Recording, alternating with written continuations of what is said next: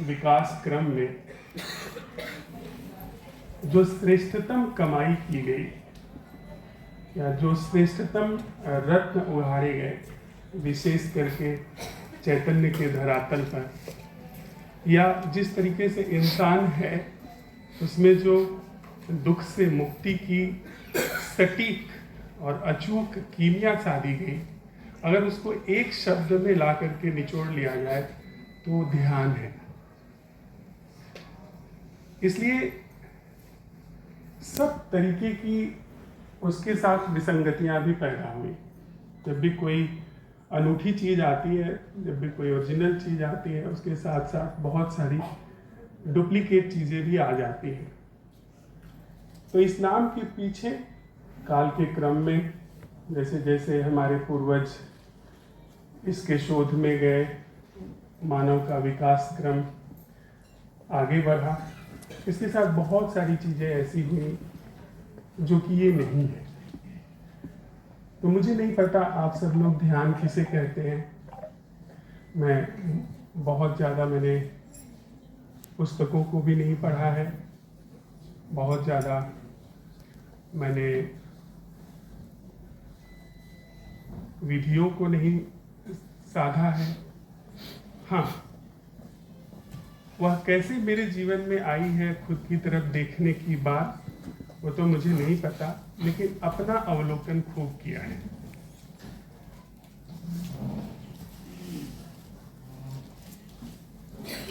तो सबसे पहले मैं जिस अप्रोच को, जिस ढंग को अपनी बात कहने के अनुकूल समझता हूं, उसे कहना चाहूंगा कि ध्यान क्या नहीं है। अगर उसको हम भली भांति समझ लेते हैं तो फिर धीरे धीरे हम उस जगह पर आना शुरू कर देंगे जो वास्तव में ध्यान है। ध्यान विचार नहीं है। विचार जो कि शब्द, छवि, संकेत, चिन्ह, इन सब का मिला जुला एक पुलिंदा है, उसे हम विचार कहते हैं, जो हमारे भीतर एक छद्म या झूठी चेतना का काम करते हैं। अगर इस धरती पर हम 8 अरब लोग हैं तो 8 अरब तरीके के जीवन प्रचलित हैं। 8 अरब तरीके के लोग अपनी अपनी जीवन शैली जीते हुए हैं।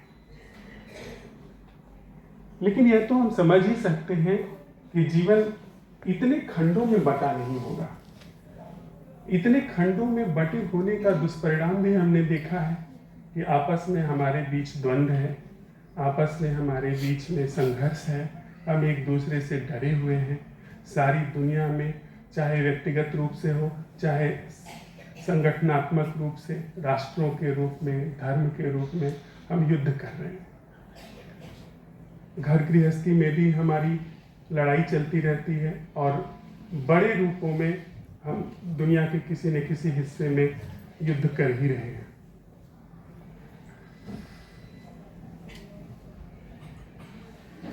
कितने सारे सुंदर चेहरे मेरे सामने।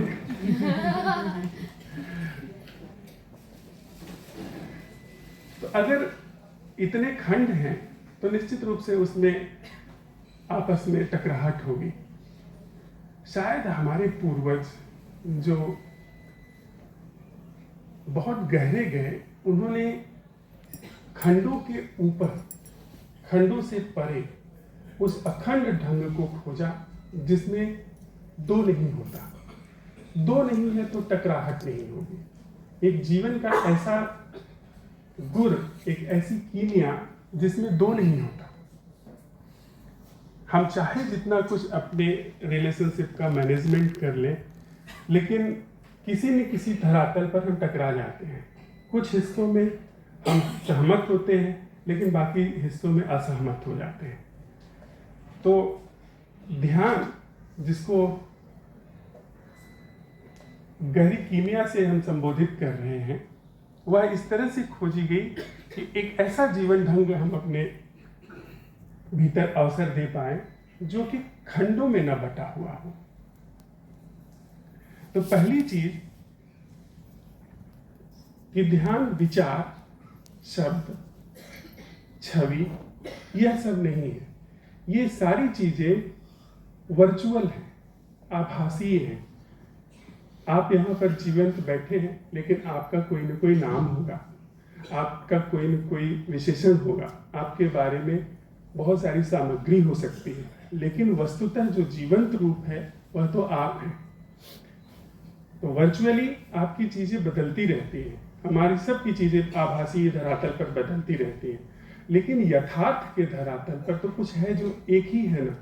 एक ही धरती हम साझा करते हैं, एक ही आकाश हम साझा करते हैं, एक ही वायुमंडल से हम हवा सोखते हैं, एक ही सूरज हमें प्राण देता है। ये तो सब एक ही है ना। लेकिन विचार हमको बांटते हैं, विचारों में हम असहमत हो जाते हैं। और जो सबसे बड़ा खतरा है विचारों के साथ, विचार अहम का निर्माण करते हैं। विचार एक निजी सत्ता, निजी जीवन को पोषित करते हैं। विचार एक तकनीकी वस्तु है।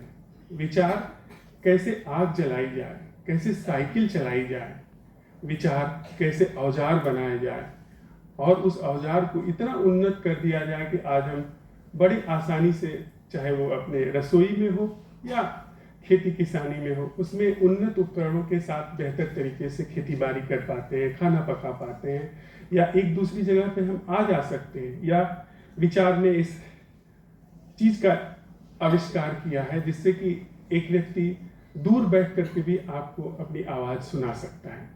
तो विचार तकनीकी चीजों के लिए उपयोगी हो सकता है, लेकिन विचार जो कि आभासी घटना है, शब्दों, स्मृतियों इत्यादि की घटना है, वह जीवन का नायक नहीं हो सकती है, उसका अगुआ नहीं हो सकती। लेकिन दुर्घटना हमारे जीवन में हुई है कि वही चीज हमारी अगुआ बन करके बैठ गई है, जिसे हम विचार कहते हैं।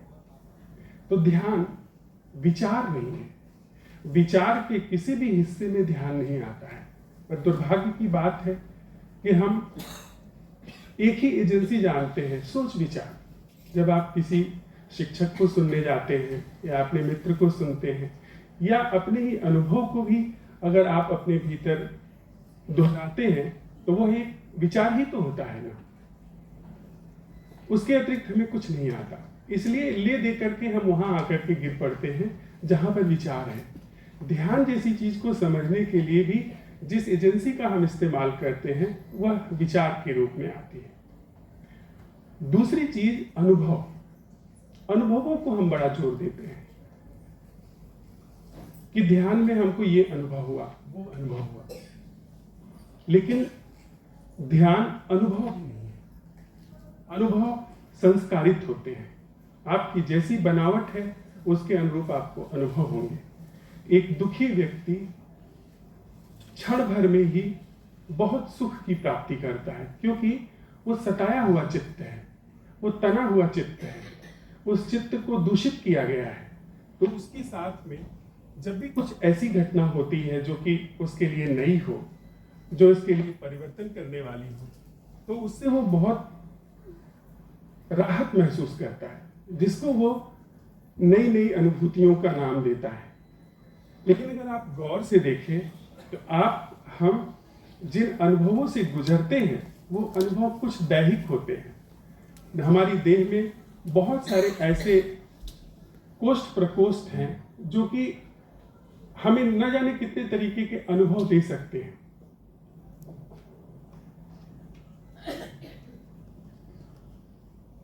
धन्यवाद सर। अनुभव दे सकते हैं। हमारे मन में बहुत तरीके से हमारे मन को ठोक पीट करके तैयार किया गया है। आप अगर हिंदू हैं तो आपको विशेष तरीके से तैयार किया गया है। आप मुसलमान हैं, आपको विशेष तरीके से तैयार किया गया है। आप आस्तिक हैं, आपको विशेष तरीके से तैयार किया गया है। नास्तिक हैं, आपको विशेष तरीके से तैयार किया गया है। उसके सापेक्ष, उसके अनुकूल और प्रतिकूल आपको अच्छे बुरे अनुभव घट सकते हैं। आपके जिसको हम आप भाव कहते हैं, जो भाव हम आप जानते हैं, वे सारे भाव भी बहुत सारे ऐसे होते हैं जो हमारे आग्रहों का परिणाम होते हैं। हम वैसा अनुभव करना चाहते हैं, हम ऐसी उम्मीद करते हैं। तो तो हमारा मन प्रक्षेपित कर लेता है। तो ऐसी बहुत सारी चीजें प्रचलित हैं जो मिथ्या है, जो झूठ है। तो सबसे पहले अगर हम ध्यान की वास्तविकता को समझना चाहते हैं, सच्चे ध्यान को समझना चाहते हैं, तो हमको विचार के द्वारा उत्पादित, विचार के द्वारा पैदा की गई सारी चीजों को और अनुभव के द्वारा जो भी चीजें हम अपेक्षा करते हैं उनको एक तरफ सरका करके रखना होगा। तीसरी बात, अनुभव किसको, यह सबसे प्रमुख बिंदु है यदि आप ध्यान का अन्वेषण करना चाहते हैं। कौन है जो विचार या अनुभव के माध्यम से ध्यान का उपयोग करके किसी विशिष्ट तरीके के अनुभव की तलाश में है? वह सत्ता कौन है, वह व्यक्तित्व कौन है जो अनुभव की तलाश कर रहा है? तिरुवन्नामलाई में महर्षि रमण बहुत लंबे समय तक रहे। उनकी एक बड़ी ही प्रमुख शिक्षा है कि हमेशा खुद से पूछिए कि आप कौन हैं।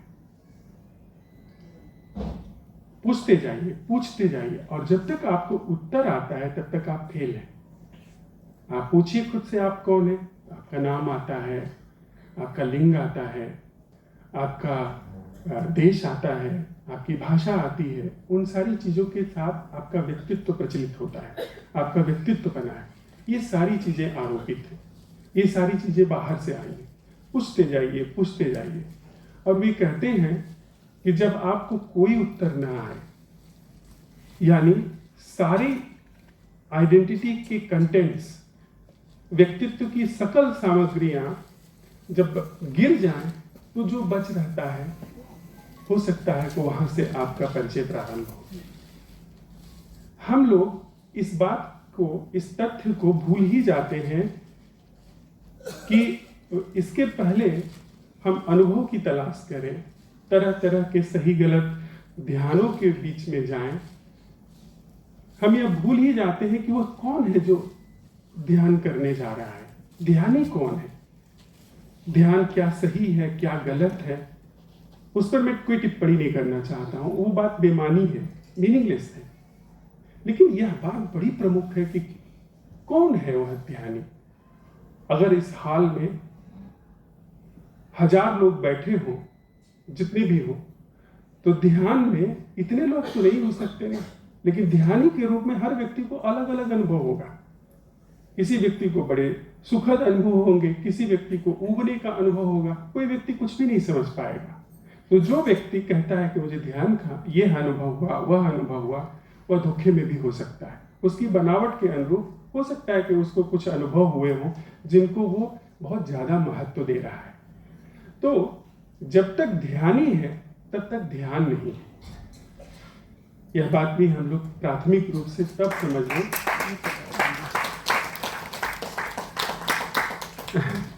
एक तो ऐसे ही आप लोगों ने मास्टर करके मुझे एम्ब्रेस कर दिया है, ताली बजाएंगे तो मुझे और पराया सा लगेगा।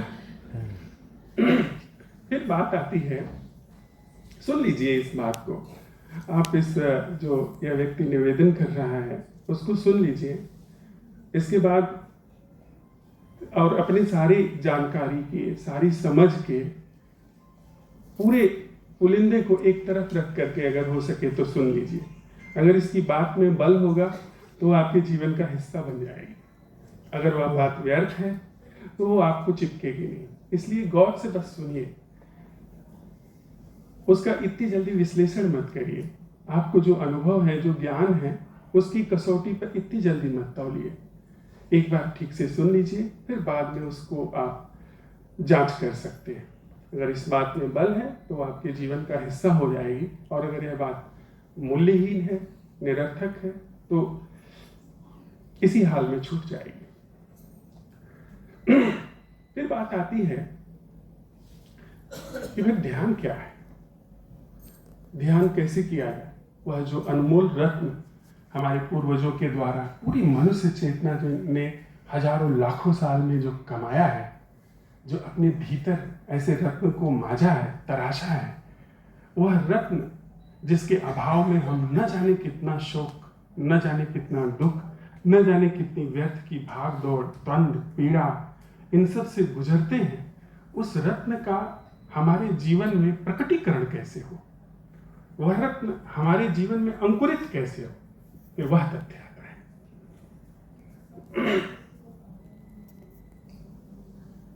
पहली बात जो कि हमने ध्यान क्या नहीं है उसको समझते हुए परखी, उस पर एक अंतर्दृष्टि आपके भीतर है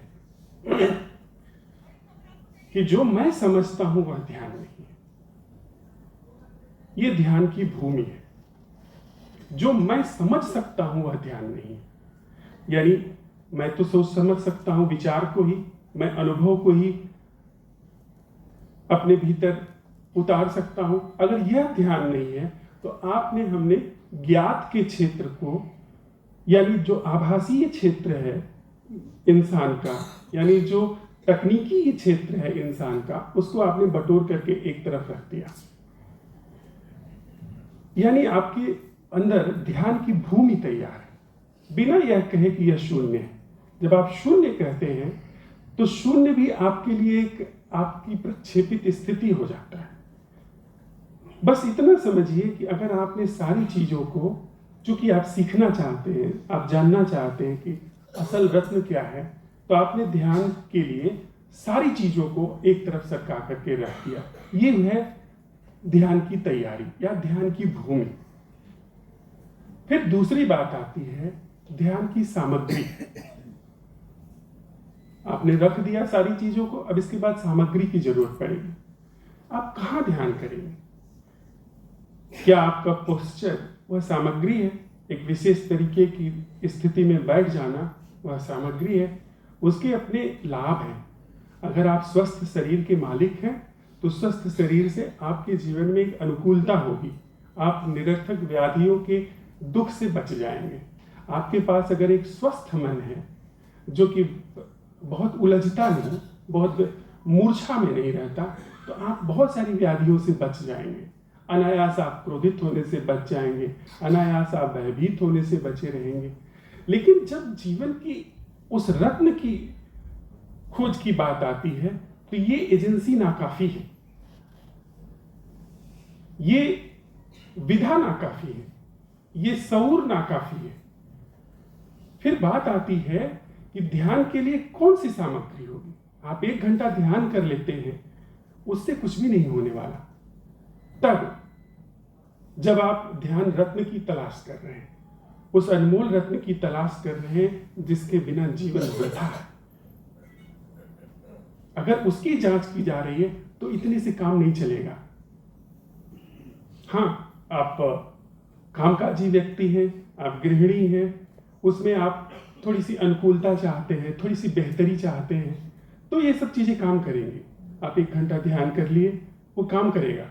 आप बेहतर तरीके से अपनी चीजों को कर पाएंगे। आप अपने दफ्तर में अच्छे तरीके से काम कर पाएंगे। आप अगर व्यवसायी हैं, बेहतर तरीके से आप सोच पाएंगे, आगे की योजना बनाएंगे। वहां यह चीजें काम करती हैं। वहां सब तरीके की चीजें जो बुद्धि समझ पाती है या बुद्धि आयोजित कर पाती है या बुद्धि से जो नियोजन होते हैं, वो सब चीजें काम करेंगी। लेकिन ध्यान रत्न की तलाश, उस अनमोल रत्न की तलाश में ये चीजें नाकाफी है। उसके लिए फिर आपको थोड़ी सामग्री की जरूरत नहीं पड़ेगी, उसके लिए पूरा जीवन आपकी सामग्री होना पड़ेगा। आप जैसे हैं, जो हैं, उसी में ही वह रत्न छिपा हुआ है। आपकी बनावट में ही वह रत्न छिपा हुआ है। बस उस सामग्री को अब तराशने की जरूरत है। उस सामग्री को, उस अनगढ़ पत्थर को तराशा जा सकता है। यह ध्यान क्या है उसका दूसरा हिस्सा है। पहला ध्यान क्या है? वह है ध्यान की भूमि, जो कि हमने साफ की अपने सारे आग्रहों को एक तरफ सरका करके। दूसरी चीज है ध्यान की सामग्री। आप ध्यान की सामग्री है, और कुछ भी ध्यान की सामग्री। आपका पूरा जीवन, आपका उठना बैठना, आपका सोना, आपका जागना, आपका आचरण, आपका व्यवहार, आपकी सोच, आपके अनुभव, वो सारी चीजें ध्यान की सामग्री है और एक मुस्त सामग्री है। वहां पर चीजें अब अलग थलग नहीं रही। अब आपके जीवन का कोई अलग थलग टूटा हुआ बटा हुआ हिस्सा नहीं रहा कि भोर के समय आप कुछ और हैं, सांझ के समय कुछ और है, घर में आप कुछ और हैं, दफ्तर में आप कुछ और हैं, खरीदने जाते हैं तो कुछ और है, और बेचने जाते हैं तो कुछ और है, शिविर में आते हैं तो कुछ और है, और जब दुनियादारी में जाएंगे तो कुछ और है। फिर ये नहीं चलेगा। फिर पूरा का पूरा जीवन वह एक वस्तु है जिस पर ठीक तरीके से काम होना है, और पूरा जीवन फिर एक सामग्री है। तीसरी चीज आती है कीमिया। कैसे देखा जाए, कैसे छेनी चले इस अनगढ़ पत्थर पर, कैसे इस पर ऐसी चोट हो कि वो रत्न उभर करके आ सके। बहुत सरल सी सीधी सी कीमिया है जो कि वार्ता के प्रथम पक्ष में हम लोगों ने साथ में जांची। यह कि किसी अनुभव की कोई आकांक्षा नहीं है, किसी विचार के कोई भी सत्यापन की आकांक्षा नहीं है। यानी जो मुझे पता चलेगा वह सच नहीं है, जो मुझे पता चलेगा मेरे अनुभव में आएगा वह वास्तविक नहीं है। इसलिए जो ज्ञात का क्षेत्र है, जो मैं जानता हूं, जो मैं समझता हूं, उसका निपट अवलोकन, जितना मुझे समझ है उसकी बारीकी से जांच, और वह जांच भी कैसी, बिना निंदा के, बिना स्तुति के। यह बात हम लोग समझ लें। और एक तथ्य भी मैं आप लोगों से निवेदन करूं, इस धरती पर हजारों लोग सिखाने वाले हो सकते हैं, करोड़ों हो सकते हैं। अगर पूरी मनुष्य जाति का इतिहास देखें तो वो अरबों में संख्या जा सकती है, और न जाने कितने तरीके के आदर्श विचार हो सकते हैं जिनका हम अनुगमन करते हैं। कैसे जाने कि कौन सी चीज सही है, कैसे हम झांसे में आने से बचें, उस पर भी ये अप्रोच काम करता है। जब हम विधेय मार्ग से आगे बढ़ते हैं पॉजिटिवली कि सच ये है, तो दूसरे की भी निष्पत्ति उतनी ही स्वीकार्य हो जाती है। आप कहते हैं ईश्वर अगर साकार है, यह आपकी निष्पत्ति है, तो दूसरे की निष्पत्ति भी उतनी ही लागू हो जाती है कि ईश्वर निराकार है। आप उसको खारिज नहीं कर सकते। तो विधेय, आप यह कहते हैं कि यह ध्यान विधि सही है, तो दूसरे की ध्यान विधि भी उतनी ही लागू हो जाती है। आप यह कहते हैं कि ये पूजा पद्धति, ये कर्म कांड ये सही है, तो दूसरा भी जो कुछ कर रहा है वह भी उतना ही लागू हो जाता है। फिर आप उसे इनकार नहीं कर सकते। सारी दुनिया में विधेय मार्ग की वजह से वॉर्स हुई, युद्ध हुए। मुसलमानों में, ईसाइयों में इतने युद्ध हुए कि अगर उनको गिना जाए तो आज की धरती की जनसंख्या नहीं, करोड़ों करोड़ों लोग मारे गए विभिन्न तरीके के वाद से कि नहीं यह सही है, यही सही है। उसके कारण प्रथम विश्व युद्ध, द्वितीय विश्व युद्ध में न जाने कितने लोग समाप्त हो गए, न जाने कितने धन जन की हानि हुई, और जो उन युद्धों से घाव लगे इंसान की चेतना पर, उसकी टीसें अभी भी उभरती हैं। और जो उससे पैटर्न्स पैदा हुए, जो उससे गहरी आदत, गहरे ढर्रे पैदा हुए, उन ढर्रों से हम निकलने में बड़ी मुश्किल पाते हैं। वैर का ढर्रा, शत्रुता का ढर्रा, अनजाने भय का ढर्रा, वो हम सब की चेतना में समाहित है। अनायास ही लोग डरे हुए हैं कि न जाने क्या हो जाएगा। ये डर वॉर्स से आई। धरती पर इन 5000 साल में 1500 से ज्यादा युद्ध लड़े गए हैं, ज्यादा भी संख्या हो सकती है। तो ज्ञात नहीं, नोन नहीं, एक अप्रोच है, वह है निषेध मार्ग का, नेति नेति का। अगर पुराने आप स्क्रिप्चर्स को उठा करके देखें तो नेति नेति के मार्ग का जो अप्रोच है वो अचूक रहा कि जो मैं जानता हूं वह सच नहीं है, जो मैं बूझ सकता हूं वह सच नहीं है, मैं जो जानता हूं बूझता हूं वह लेकर के प्रस्तुत हूं, उसमें मेरी पैनी नजर है, उसमें मेरी गहरी नजर है, लेकिन क्या सच है क्या रचनात्मक है, उसमें मेरा कोई आग्रह नहीं। यह अप्रोच हमेशा अचूक रहा और इसमें कभी भी वैमनस्य नहीं हो सकता। आप यह नहीं कह सकते हैं कि यह बात ये मास्टर कह रहे हैं जो कि उनसे विपरीत है। निगेटिव अप्रोच सबके समान होंगे। यहाँ पर हम सब लोग इतने सारे इस सभा कक्ष में बैठे हुए हैं, सबकी अपनी हेयर स्टाइल्स हैं, लेकिन मुड़ा हुआ सिर सबका एक होगा। अगर सिर पर बाल नहीं है तो सबका सिर एक जैसा होगा। ठीक इसी तरीके से निगेटिव अप्रोच अचूक है। यदि हम ज्ञात के क्षेत्र को, ज्ञात के अप्रोच को प्रश्न चिन्ह के दायरे में ले आए, प्रश्न के दायरे में ले आए, तो हमसे कभी कोई चूक हो नहीं सकती कि भाई मैं ऐसा, चाहे वो तथाकथित भक्ति का मार्ग हो, चाहे वो ज्ञात का मार्ग हो, ज्ञान का मार्ग हो, भाई मैं ऐसा हूं, मैं ऐसा जानता हूं। सच क्या है उसमें मेरा कोई आग्रह नहीं। और जानने वाले लोगों ने, जो हमारे बड़े निष्णात पूर्वज थे, जिन्होंने गहरी बैठ ली, कबीर, बुल्ले शाह, बुद्ध, वो लोग हमेशा यही इस तरह की बातें करते रहे। बुल्ला की जाना मैं कौन। सारे बोध को अपने जीवन में अवसर दे दिया, उसके बाद भी कहते हैं कि बुल्ला की जाना मैं कौन।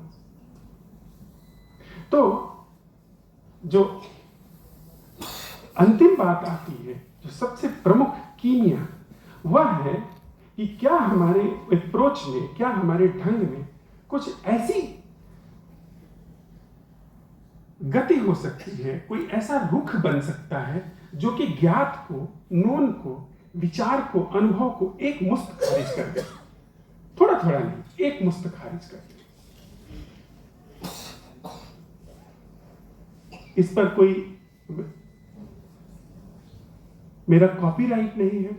यह हमारे पूर्वजों के द्वारा जो शोधा गया, जो भी पूर्वजों से भी और जो अपनी चेतना में जिन्होंने गहरी डुबकी लगाई है, उनके द्वारा भी जो शोधा गया, वह कुछ इस तरीके से प्रस्तुत करता है कि जैसे अगर मैं सवाल उठाऊं,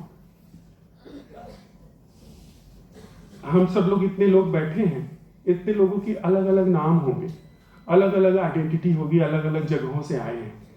अगर मैं सबके व्यक्तित्व का परिचय लूं तो बहुत सारा समय लगेगा, और एक एक व्यक्ति पूरी की पूरी गाथा होता है।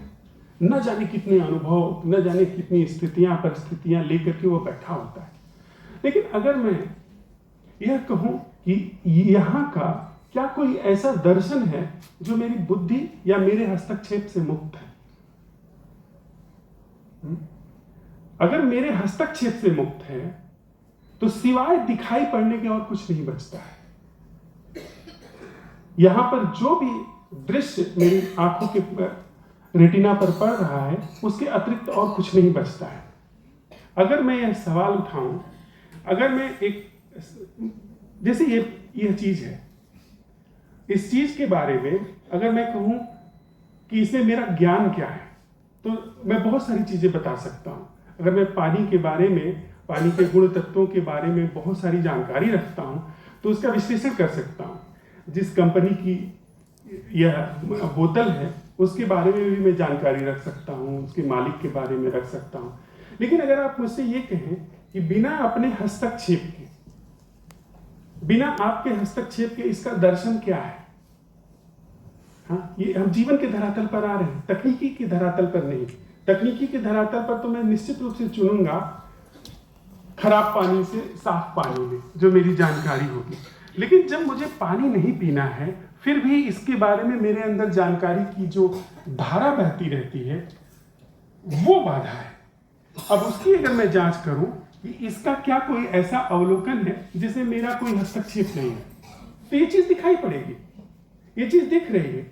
आंखों की रेटिना पर इसका प्रतिबिंब बनाने के लिए मैं कोई उपाय नहीं कर रहा हूं, मैं कोई जतन नहीं कर रहा हूं, वो अपने आप घटित हो रही है। ठीक इसी तरीके से हमारे जीवन में भी एक ऐसा ध्यान फलित हो सकता है जो किसी भी तरीके के प्रयास से मुक्त है। यदि हम एक ऐसा सवाल उठाएं जिसके उत्तर हमारी बुद्धि और हमारे अनुभवों के पास में ना हो, यदि मैं अपने भीतर जो भी मेरी स्थिति चल रही है, जो भी सोच विचार चल रहे हैं, जो भी अनुभव चल रहा है, जो भी भाव चल रहे हैं, जैसा कि अभी हम सब लोगों ने यह बात समझी कि मेरा पूरा जीवन सामग्री है, अगर उसमें मुझे रत्न की तलाश है कि वो क्या है जिसको मैंने नहीं रचा है मेरे जीवन में, तो इसमें यह प्रश्न दो धारी तलवार की तरह काम करता है। पहली धार कि जो मेरे द्वारा रचा गया है वह सब प्रकाशित होगा, मुझे दिखाई पड़ेगा ना कि क्या क्या मेरे द्वारा रचा गया है। इसके दर्शन में सबसे पहले मुझे दिखाई पड़ेगा कि क्या मेरे द्वारा रचा गया है, क्या मैं सोचता हूं, वह ज्ञान आएगा। साथ ही साथ उस ज्ञान का अंत भी होगा और वह भी दिखना शुरू करेगा जो यहीं पर उपस्थित है। ऐसा दिखना भी इसका यहीं पर उपस्थित है जो कि मेरी बुद्धि के द्वारा तय नहीं किया गया है। अर्थात यदि मैं अपने पूरे जीवन को इस ढंग से प्रश्न उठाऊं कि मेरा अपने जीवन का वह अवलोकन क्या है जिसमें मेरी कोई भूमिका नहीं है, मैं जो जी रहा हूं उस जीने में वो जीना क्या है जिसमें मेरा कोई रोल नहीं है, तो समझिए ये प्रश्न मेरी पूरी चेतना को व्याप्त कर लेगा। खुद से अगर मैंने ये सवाल उठाया तो मेरी पूरी चेतना इस प्रश्न से व्याप्त हो जाएगी। अर्थात बड़े ही छिपे तरीके से मेरे भीतर वो छेनी चलने लगी जो कि मेरे द्वारा जो रचा गया है उसको छील छील करके बाहर करने लगी। बड़े ही अचेतन तल से लेकर के चेतन तल तक जो जो मेरी भूमिका से युक्त है वो छिल छिल करके गिरने लगा, और जो मेरी भूमिका से मुक्त है वह अपने आप जीवन में प्रकट होता हुआ पाया जाएगा, बिना आपके प्रयास से, बिना हमारे किसी अनुभव की आकांक्षा के। वह हमारे जीवन में तराश करके, या तराशना शब्द थोड़ा करने वाले की तरफ इशारा करता है, बिना तराश के बल्कि कहूं कि तरस करके, अपने आप तरस करके वो प्रकट होता पाया जाएगा, जो कि असल है, जो इंसान की बुद्धि से नहीं पैदा हुआ है, जो इंसान की देह से नहीं पैदा हुआ है, जो इंसान की देह और बुद्धि और उसके भाव, उसके अनुभवों मात्र तक में सीमित नहीं हो जाता है। शायद उसकी तरफ हम तराश कर सके, उसको थोड़ा सा अपने जीवन में उतार सके। उसी को मैं ध्यान समझता हूं कि जब आप अपने जीवन में एक ऐसा सवाल उठाते हैं खुद से जिसके उत्तर आपके पास नहीं होते हैं, जिसका उत्तर बुद्धि कदापि दे ही नहीं सकती। अब यह उत्तर कैसे बुद्धि दे देगी कि वो जीना क्या है जो मेरी भूमिका से मुक्त है। बुद्धि जब भी उत्तर देने जाएगी वो मेरी भूमिका लेकर के जाएगी, और मेरी भूमिका से युक्त जीवन वो मुझे मेरे ही जगह पर ला करके पटक देगा। इसलिए मैं फिर से वहीं पर गिर जाता हूं। तभी तो यह स्थिति होती है कि लाखों करोड़ों लोग ध्यान की तलाश में जाते हैं और कहीं न कहीं किसी न किसी जगह, किसी न किसी झाड़ झंखाड़ में, किसी न किसी ढंग में, किसी न किसी चीज में उलझ जाते हैं, जबकि रत्न की उतनी ही संभावना सब में है जितनी कभी बुद्ध में, कबीर में, मीरा में, या जिन लोगों का हम नाम लेते हैं उनके भीतर रही।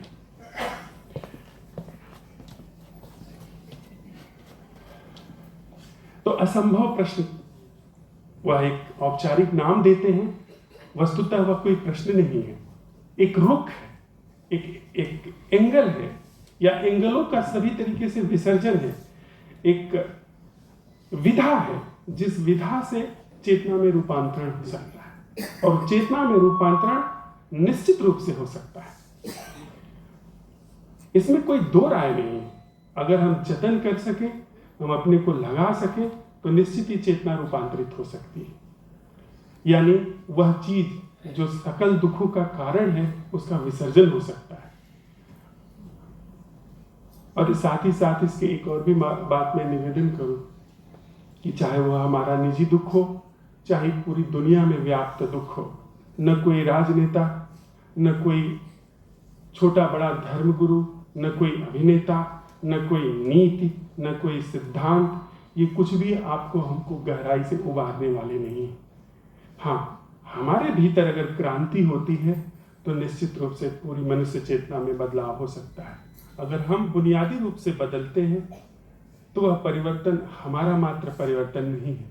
अगर मैं आप थोड़े से रीजन, वह जो मैं ढंग है, जो मैं ही हूं सब कुछ, मेरे ही इर्द गिर्द जीवन बुना जाता है, अगर उस पर हम प्रश्न चिन्ह लगा सके और उसके इतर जो कि बांटने वाला ढंग नहीं है उसको अवसर दे सके, तो निश्चित ही यह तरह तरह के दुखों से सराबोर हमारी चेतना, ये पूरा धरती पर इंसान वह दुख से मुक्त हो सकता है।